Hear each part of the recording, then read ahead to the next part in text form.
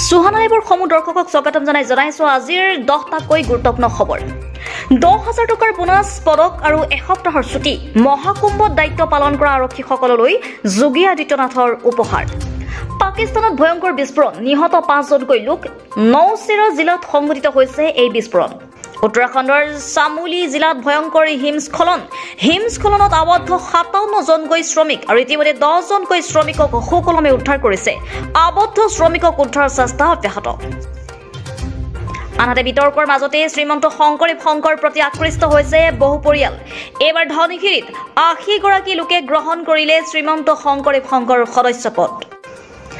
800 কোটি টকা ব্যয়েৰে অসমত নিৰ্মাণ কৰি থকা হৈছে টুইন টাৱাৰ আৰু ইতিমধ্যে সম্পন্ন হৈছে 60% কাম সংবাদ মেলত সদৰী মুখ্যমন্ত্ৰী ডক্টৰ হিমন্ত বিশ্ব শৰ্মাৰ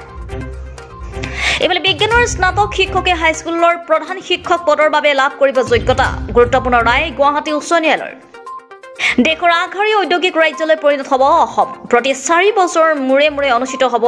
এডভান্টেজ আসাম আৰু এই মন্তব্য কৰিছে হিমন্ত বিশ্ব শৰ্মাই বহু দিনলৈ জেলত থাকিব ইউএছটিএমৰ স্বত্বাধিকাৰী মহবুবুল হক খানাপাৰাত এই মন্তব্য মুখ্যমন্ত্ৰী হিমন্ত বিশ্ব শৰ্মাৰ পুৱতি নিশা বৰমাত ৰাষ্ট্ৰীয় ঘাইপথত দপদপাই জ্বলি উঠিল এখন টিয়াগো বাহন গুৱাহাটীৰ পৰা বৰপেটা অভিমুখী আছিল বাহনখন তুহিনকান্ত পাণ্ডেক ACBIৰ অধ্যক্ষ নিযুক্তি মানৱীপুৰী বুচৰ স্কলাভিষিক্ত হ'ব পাণ্ডে 3 বছৰ বাবে ACBIৰ অধ্যক্ষ ৰূপত কাৰ্যভাৰ গ্ৰহণ কৰিব তুহিনকান্ত পাণ্ডে আৰু এয়া আছিল আজিৰ সুহানা লাইভৰ 10টাকৈ গুৰুত্বপূৰ্ণ খবৰ